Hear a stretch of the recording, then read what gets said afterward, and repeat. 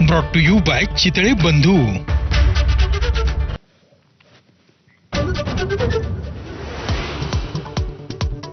पहलगाम हल्ल्यामधले आणखी 4 दहशतवाद्यांची घरं उद्ध्वस्त। आतापर्यंत 9 जणांची घरं जमीनदोस्त।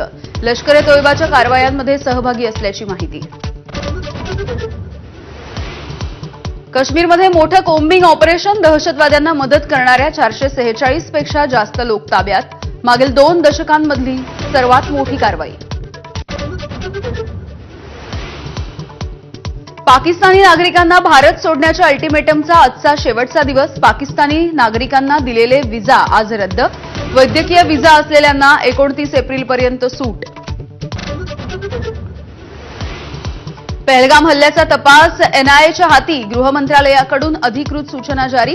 एनआयएकडून गुन्हा दाखल। 2 दिवसांमध्ये 175 जण ताब्यात। एकनाथ शिंदेंनी समज दिल्याच्या नंतर संजय गायकवाडांची पोलिसांबद्दलच्या वक्तव्याविषयी दिलगिरी। व्यक्तिगत अनुभवावरून वक्तव्य केल्याचा दावा।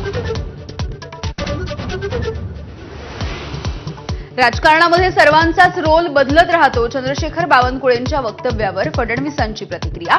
2034 पर्यंत फडणवीस मुख्यमंत्री राहतील, बावनकुळेंनी केलं होतं वक्तव्य।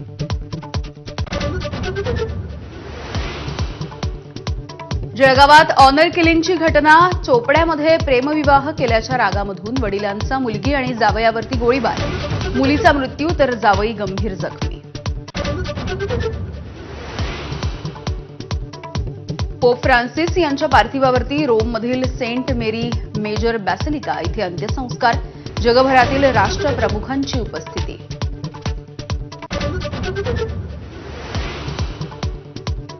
पावसामुळे आयपीएलमधील कोलकाता नाईट रायडर्स आणि पंजाब किंग्स संघामधला सामना रद्द। दोन्ही संघांना प्रत्येकी 1 गुण।